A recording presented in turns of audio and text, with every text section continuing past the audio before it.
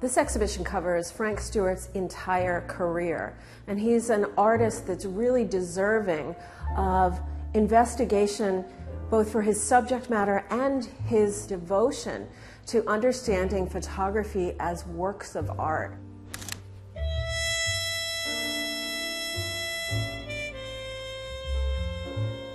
Around 13, my mother one day said, we're going to go to this march on Washington.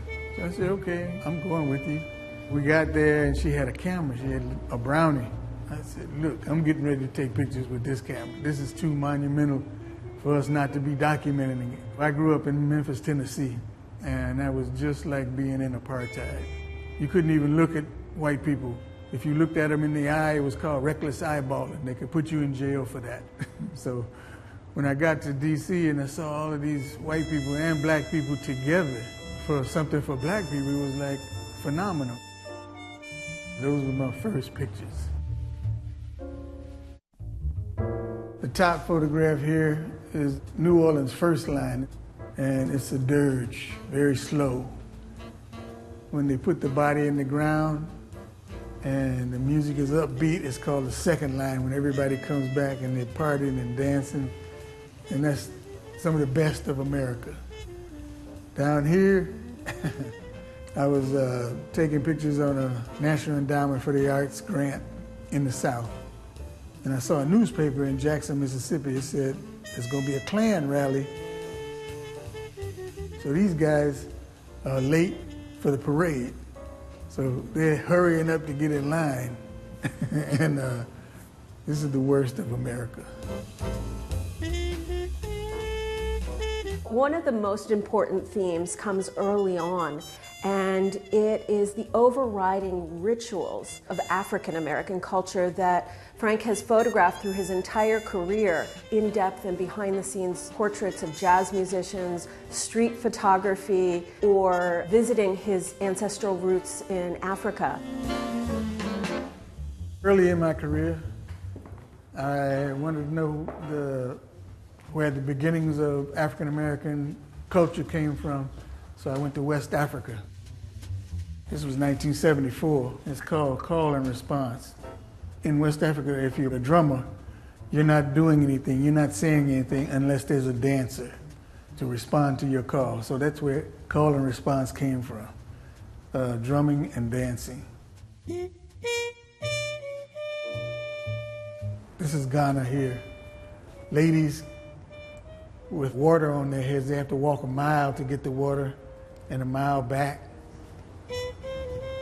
And it's in the clouds, the mountains are in the clouds. So women come in the morning and the men go get the water at night.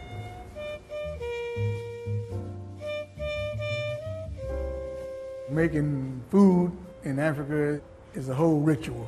Pounding fufu is a yam, and you pound it with a big stick, and that stick weighs 30 or 40 pounds, it's heavy.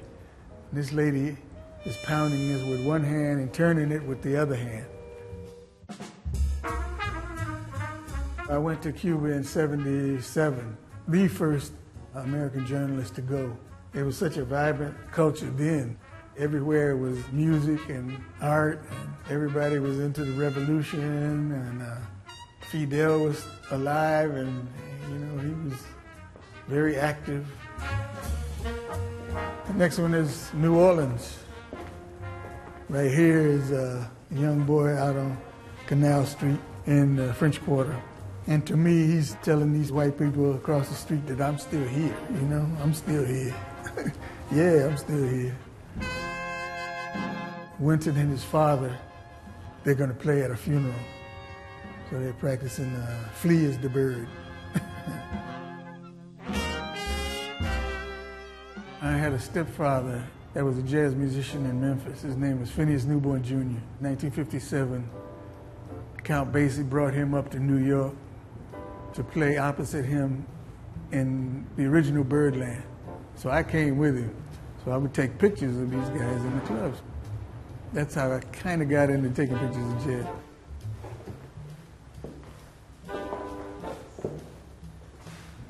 It was Miles Davis. It's called Miles in the Green Room.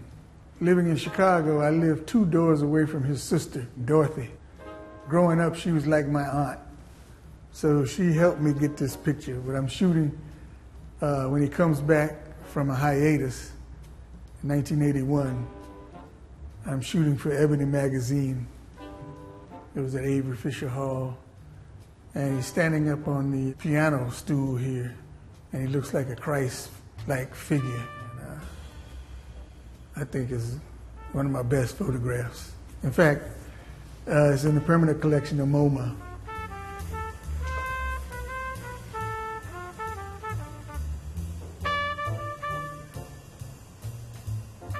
So this is Ahmad Jamal right here. He's the first one to take me on the road when I was like 25 years old. He was a very influential jazz musician, and he just passed 2 years ago. And the face kind of looks like an African mask. That's what I'm trying to bring out, the importance of him and who he is in terms of African American music. Ahmad Jamal.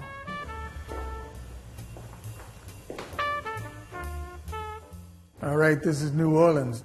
Before Katrina, there was over 100 black churches in the lower Ninth Ward. After Katrina, there's only 11 now.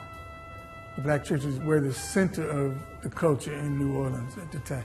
That's where the music came from, that's where the food came from, that's where everything came from, these black churches.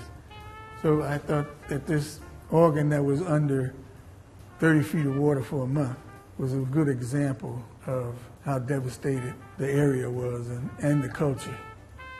This isn't straight documentary photography. This is beautiful, artistically composed, trying to capture something really ephemeral in the moments and the places that he is, that is beyond just point and shoot.